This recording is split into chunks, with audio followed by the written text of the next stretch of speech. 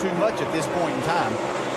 If that is indeed, they may be looking at left sides while they're getting fuel, depending on how long they're going to be out there. Yeah, that's what I would be looking at. Oh, trouble. Gosh, what a mark. Ryan Newman, hard into the wall. Michael McDowell, hard into the wall. Caution's out, caution's out. Terrible crash.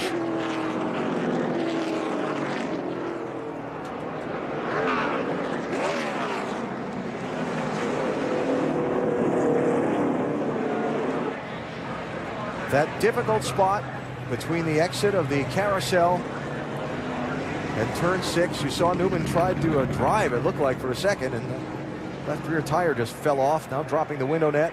Yeah, you look right over here, you see, looks like not Ryan Newman overran that corner just a little bit. You see quite a few cars over there. So come back on the track. Contact between Biffle and Newman. Yes, Biffle came back on the track. Newman was right there.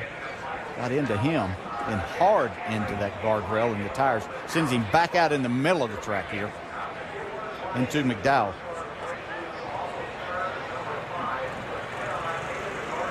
You see the rear end housing loose from the car, and then it goes over the fence. Well, that last impact for McDowell was the one that probably knocked the wind out of him. What a piece of driving by David Reagan, sliding through there between those crashed cars.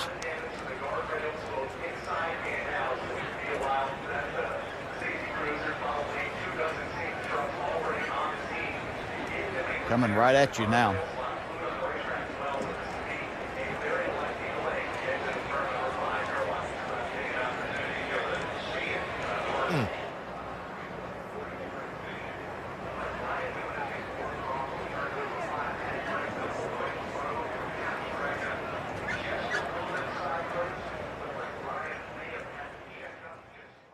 The 2014 race at Watkins Glen was closing into the playoffs. The playoffs were looming, and everybody was trying to gain every position on the racetrack. It was coming off of the carousel when Ryan Newman and Michael McDowell would end up being involved in one of the craziest crashes we've ever seen.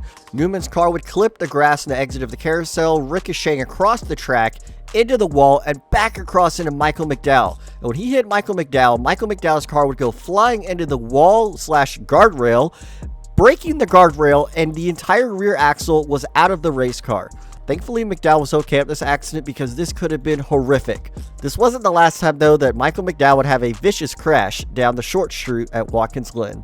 Sawalich has done a great job today, hanging in. Look out! Big crash! McDowell, Sawalich. There was contact with Austin Hill. Taylor Gray got a piece of it. Oh, slow down, guys. Oh, the What the heck is that guy doing? Josh Balicki. I mean, why would he do that? Mess. You know who he is. You okay? Yeah. I mean, he hooked me. See, the visibility goes away.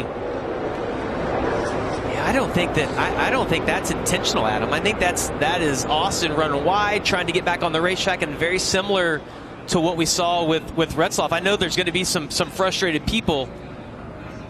Oh, look at those guys that have slowed down behind, and others that just came piling in there. Yeah, it's critical for Brad to get this lead. He's only got 2 tires versus 4 behind him. Oh, the 12 gets loose up the racetrack. And the 22 almost into him. He has to check up. They all check up behind him.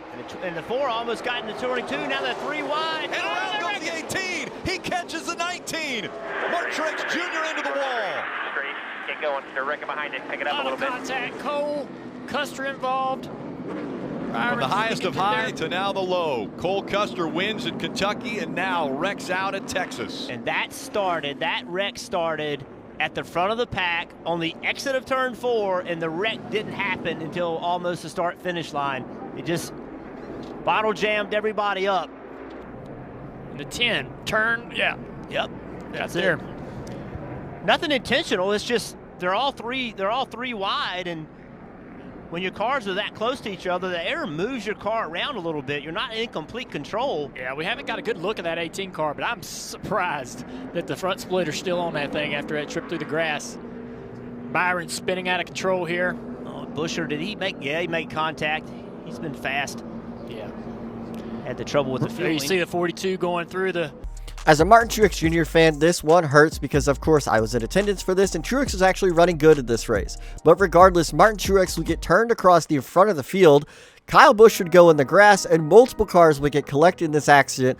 Cole Custer, William Byron, Truex, and multiple other cars that had a decent shot at winning the race, honestly.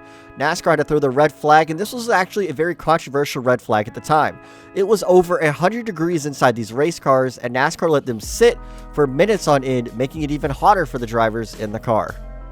Thank you, Alan. And back to green flag racing. Joey Logano down into turn number 1. Whoa, look out, contact. We're going to try and go 3-4 wide again. Somehow we're making it through so far. Oh no, we didn't. Further up. 3-4. That's Allgaier. Caution's out. Oh my, look at this. Tony Raines as it just stacks up there. We got cars stacked on top of cars. Dude. See Brendan Gaughan there? That penalty so costly to Harvick, he wouldn't have been back in that mess. Not sure he got anything. He may have gotten stopped there.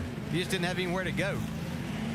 It's not a very wide part of the racetrack. 6 car, Billy Johnson is involved.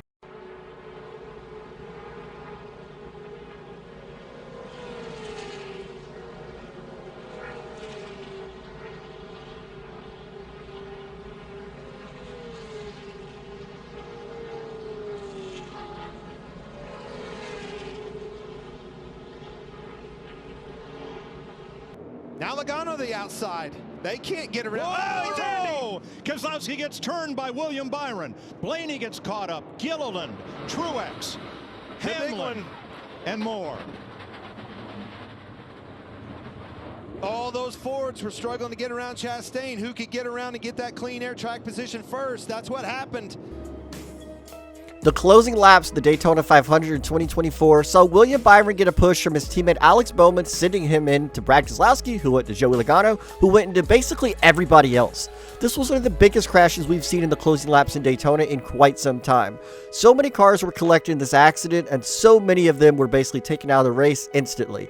These NASCAR next-gen cars are definitely durable, but unfortunately they have internal parts that can be damaged without even cosmetic damage on the outside. A lot of these drivers broke toe links and multiple other parts to make them unable to finish the race.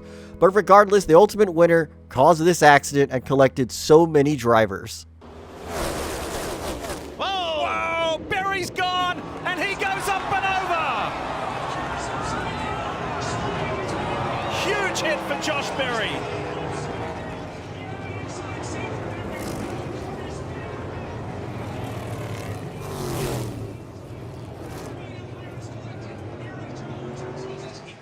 Contact.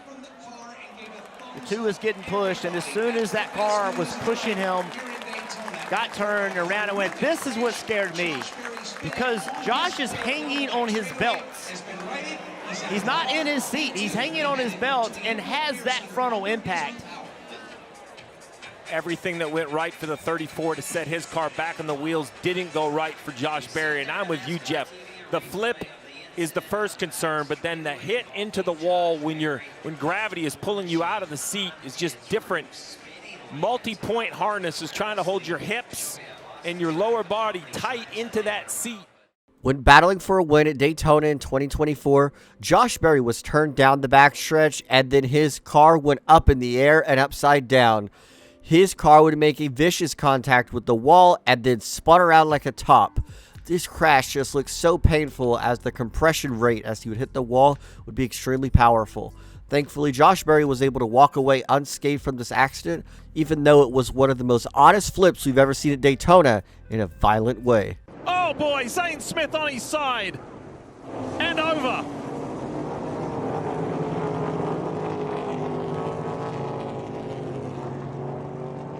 And there we go, that's a good sign. Zane Smith out of the car, communicating with the AMR safety team, and here's how it went down. We're under red flag because of this wreck. 42. John Hunter Nemechek just drives into the left rear quarter panel with Zane. Zane climbs the wall, gets on the left side, and just rim rides it all the way around. Not sure I've ever seen that before, Steve. Tell you another guy that's on the move is Austin Cindric.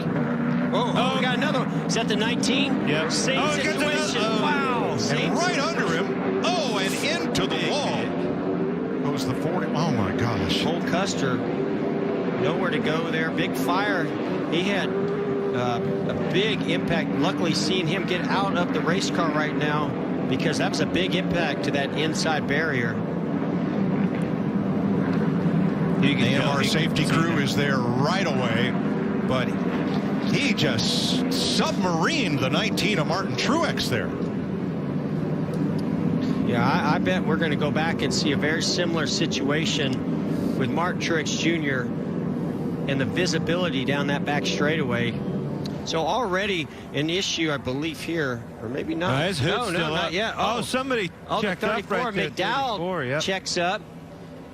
Truex gets into him, and he's slowing down, and here comes Cole Custer through to the inside. Nowhere to go. Has no idea. Martin Truex Jr.'s had damage. Now that right, thank goodness there's a little bit of a safer barrier. Well, is that a That's a foam barrier. Yeah. It's a foam wall. Barrier? Yes. Thank goodness that was there instead of just hitting that Armco barrier for Cole Custer. We're going to ride with Martin Truex.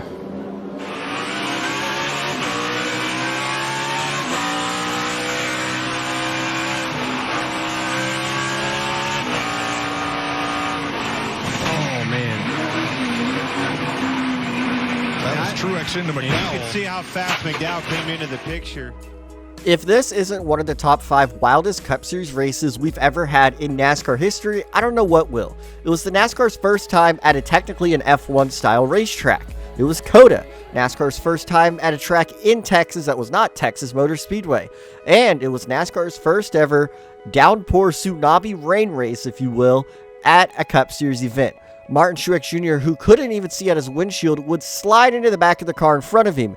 It would cause him damage where he would be super slowed down the backstretch. Cole Custer, unannounced to anything, would fly right underneath Martin Truex, slide into him, and end up right underneath him, sliding into the guardrail, bursting into flames. Thankfully, both drivers in this accident were okay, but this was a horrific crash down COTA's long back straightaway.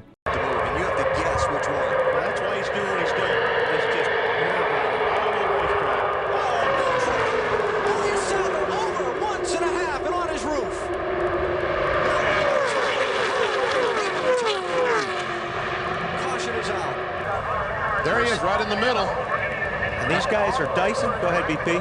And there he makes contact. He comes down trying to get in front of Kurt Busch. They make contact. Watch that thing fly. It lands on that road you talked about. And then when it gets onto the racetrack again, takes another nasty flip. Watch this hit. That's a hard one right here. Oh, man.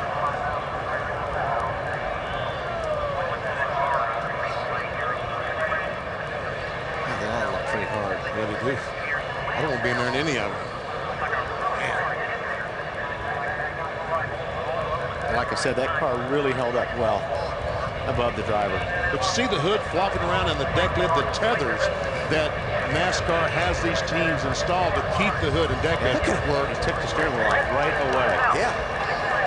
Elliott Sadler has had some wild rides in NASCAR. He's had the infamous 2010 crash at Pocono. He's flipped at Talladega multiple times, but the worst one was the 2003 crash down the backstretch. Elliott Sadler would get turned down the backstretch and then go barrel rolling in the air, landing on all 4 tires. This was one of the most iconic flips in NASCAR, especially in the mid-2000s when it was at its peak in popularity. Seeing the M&M car fly down the backstretch in the air, barrel rolling was definitely a sight to see.